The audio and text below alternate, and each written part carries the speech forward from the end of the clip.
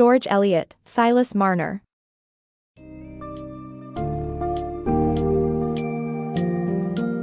Immerse yourself in the captivating world of Silas Marner, where isolation and community intertwine under George Eliot's profound narrative spotlight. As you dive into this summary, expect to uncover the poignant journey of Silas Marner, a linen weaver living an isolated life in the village of Ravelot, embroiled in rumors and stigma due to his mysterious nature and epileptic fits. Delve into his backstory of betrayal and exile, which led to his rejection of communal ties and emotional connections. Encounter the contrasting lives of the Cass family, whose own secrets and misdeeds inadvertently impact Silas's fate. Witness how themes of loneliness, suspicion, and societal judgment unfold against the backdrop of rural 19th century England. This summary not only paints a vivid portrait of individuals in search of belonging but also explores the transformative power of unexpected companionship in the face of deep-seated misfortune.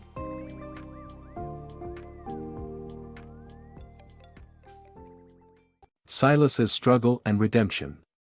Silas Marner leads a life marked by seclusion, residing in the town of Ravelot where his solitary ways cast a veil of mystery around him.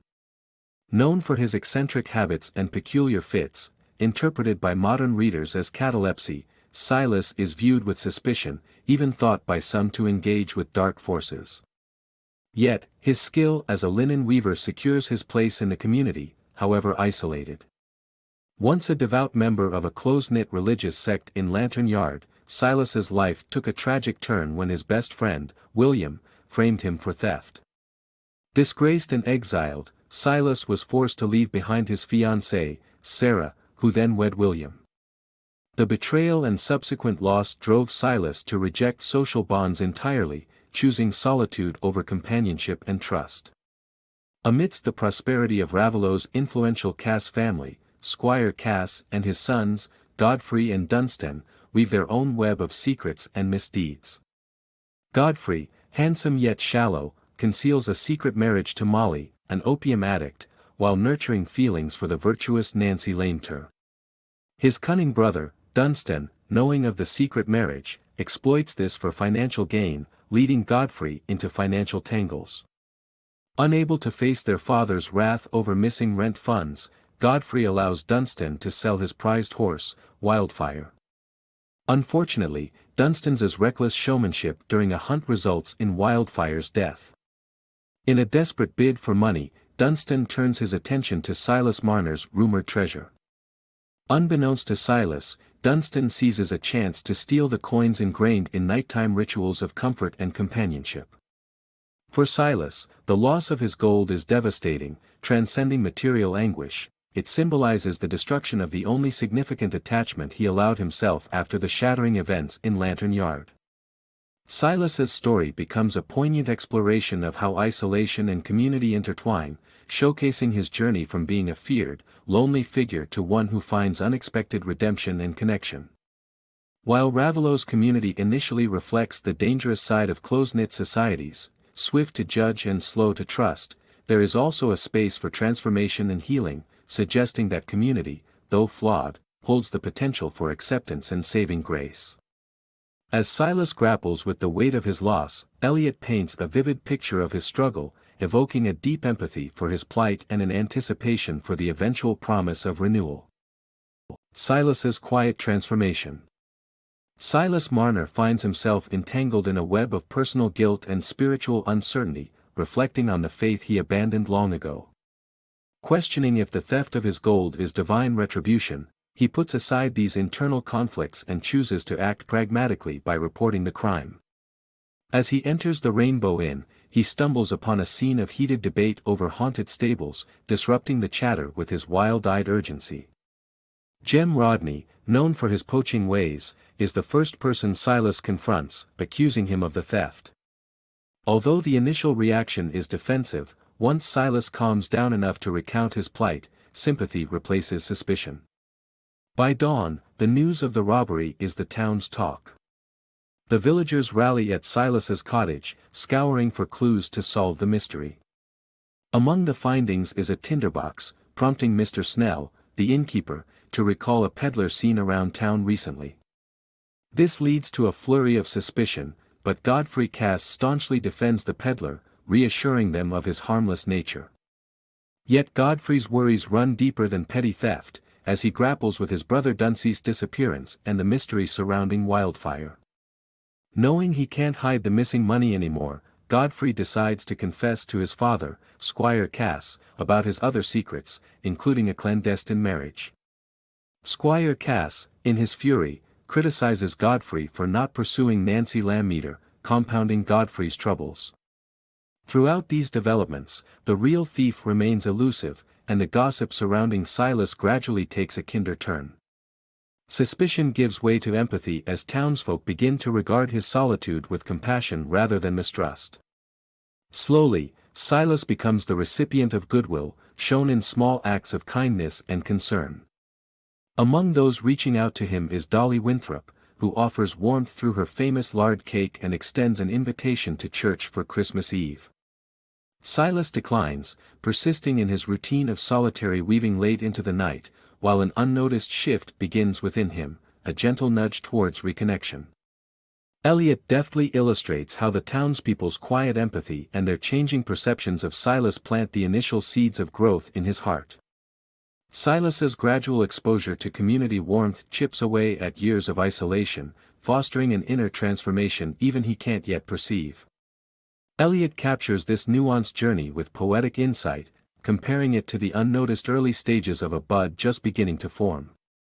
As the new year looms, the anticipation stirs both fear and hope among Ravelow's residents, setting the stage for the next chapter in Silas's unfolding story. Bonds of Fate. Godfrey Cass is swept with anticipation for his father's traditional New Year's dance, not only yearning to win Nancy's hand for a dance, but also wrestling with the shadows of his secretly wedded past and his concern over Duncie's disappearance.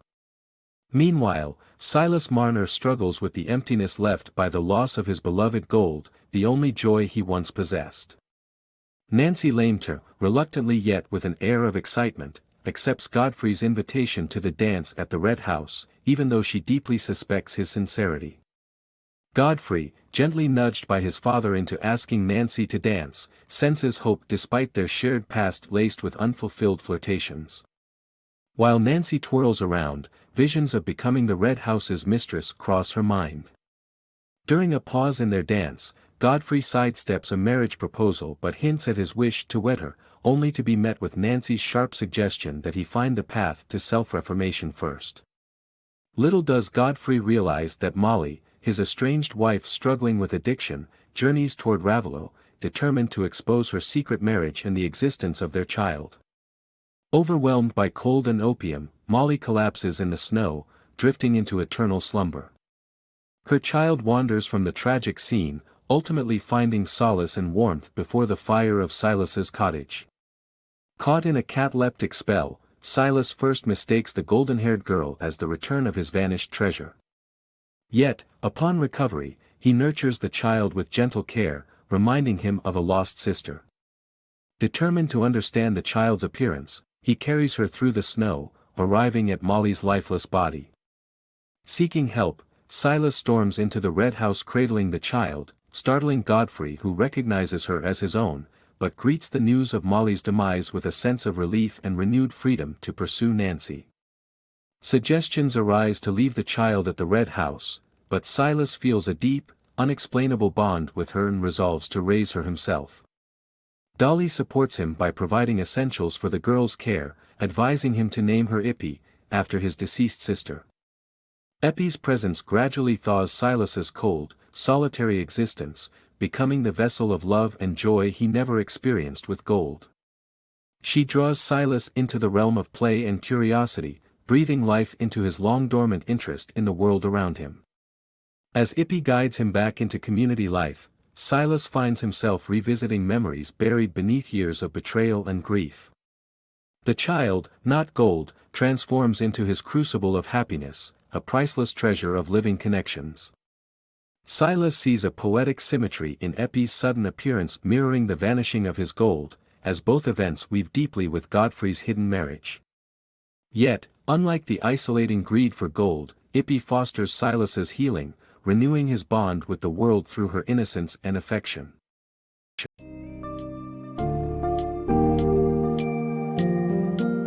In the end, Silas Marner offers readers a poignant reflection on redemption through unexpected bonds and the transformative potential of community.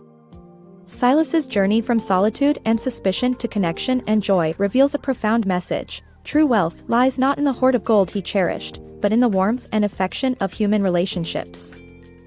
Through Silas's evolving interactions with Ravelow's townspeople and the arrival of the golden-haired child, Ippy, Eliot masterfully illustrates how empathy and kindness can gradually repair the deepest wounds of the heart.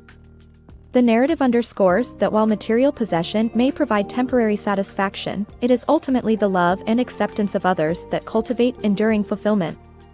As you ponder the novel's themes, remember that we all seek, at our core, to be part of a community where we are valued and loved for who we truly are.